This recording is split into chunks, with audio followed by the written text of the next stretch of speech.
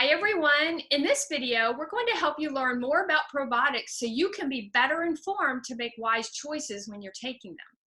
We want to specifically debunk a couple popular myths about probiotics. The first myth that we want to debunk is that probiotics must be refrigerated.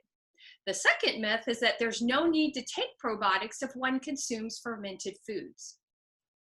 Hi, I'm Kelly Wilhite, and I'm here with a fantastic functional medicine doctor, Dr. Tracy McElvanna.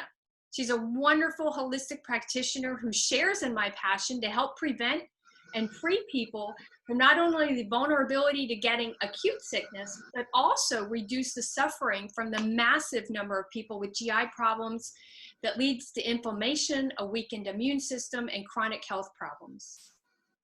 Hello, Kelly. I am so glad to join you today in our effort to help others have a better understanding of probiotics. Our gut is 80% of our immune system, so a healthy gut is essential for having immune system resiliency and a healthy body.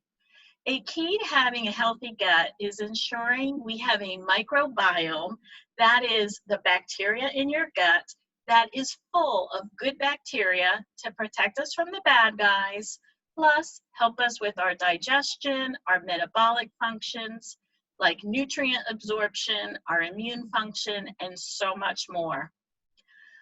For those of you who don't know Kelly Wilhite, she is one of my favorite health coaches, and we have actually worked together for a long time. Thanks, Dr. Tracy. I'm excited to continue to talk about our microbiome because our gut is the gateway to our health. So let's debunk a couple myths around them.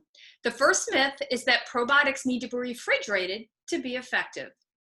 It's very common to find probiotics in the refrigerated section of the grocery store or for the product to recommend refrigeration after you get it home. However, refrigeration is not necessarily an indicator of good quality probiotic.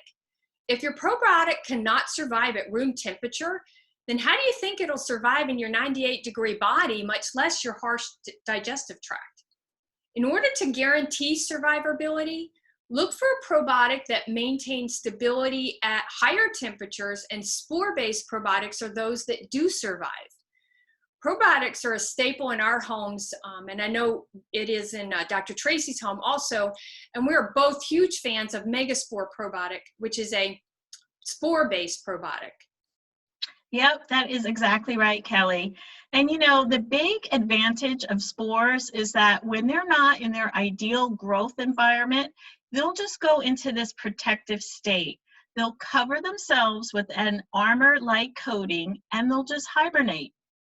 And in that hibernation, they are very stable, no matter what the temperature is. We have even baked these spores to almost 400 degrees Fahrenheit, and they can survive. You can keep them at really low temperatures, at minus 80 degrees, and they survive. And so at room temperature, that's a perfectly comfortable environment for them, because their ideal growth temperature is actually 98.6, the temperature inside the human body. So 70 degrees at room temperature is just easy for them. That is so amazing information, Dr. Tracy. I really have it is the temperatures that you mentioned is very surprising to me.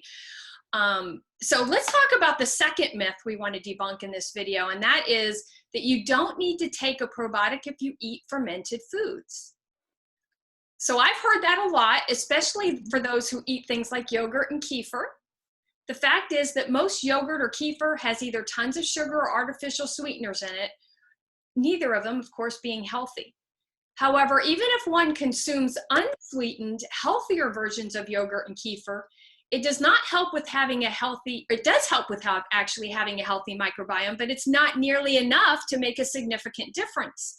So Dr. Tracy, would you fill us more in about why eating fermented foods for the probiotic benefit is just not enough? Sure, Kelly. Fermented foods are actually good for the microbiome, but they do not deliver enough live bacteria to the colon or to the large intestine to really make any significant or lasting change. Although fermented foods can be excellent prebiotics, which is the food for our gut bacteria, they do not create lasting change in the gut. Since a prebiotic also is not selective, and that means they will feed both the good and the bad bacteria.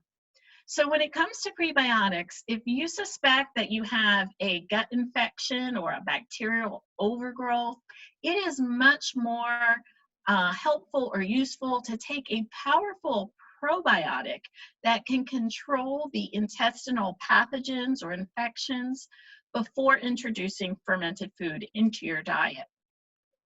Thank you so much for helping us not only understand more about probiotics, but also the prebiotic aspect, and also for us debunking a couple of myths around probiotics.